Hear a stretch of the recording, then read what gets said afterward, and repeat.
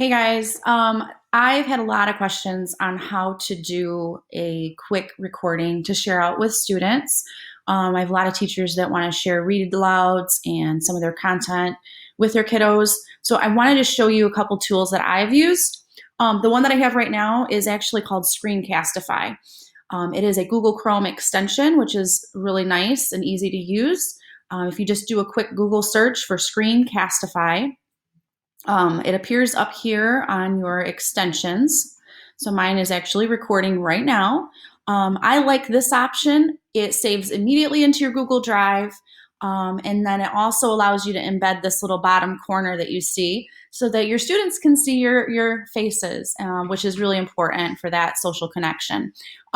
So going into it, you just are going to go to that Chrome Screencastify recorder and you're going to enable that extension or download. Right now I've already got it in there, so it's asking if I want to remove it.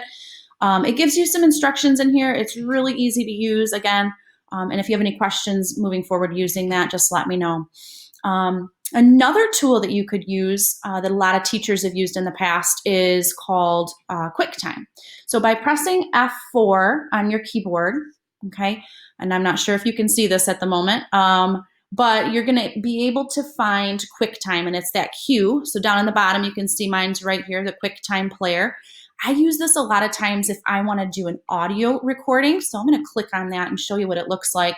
I come up here to File, and I can say New Audio Recording. So if I just want to collect an MP3 of some sort of audio content, and you really don't want to record your screen, but you want to say something to your students, you can do it that way. And that's also really good for read alouds, for the students to follow along in a book, or I don't know, there's lots of different ways to use that. The screen recording is right here.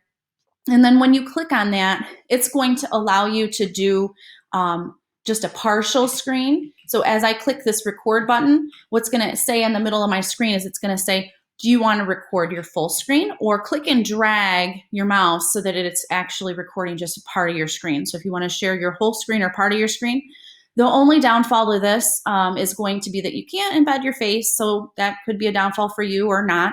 But the positive on this tool is that you can record as long as you want.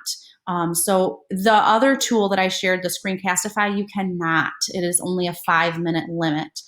So this is the other tool. If you have something that's going to go over that 5 minutes, you could use the QuickTime player, which is already on your computer.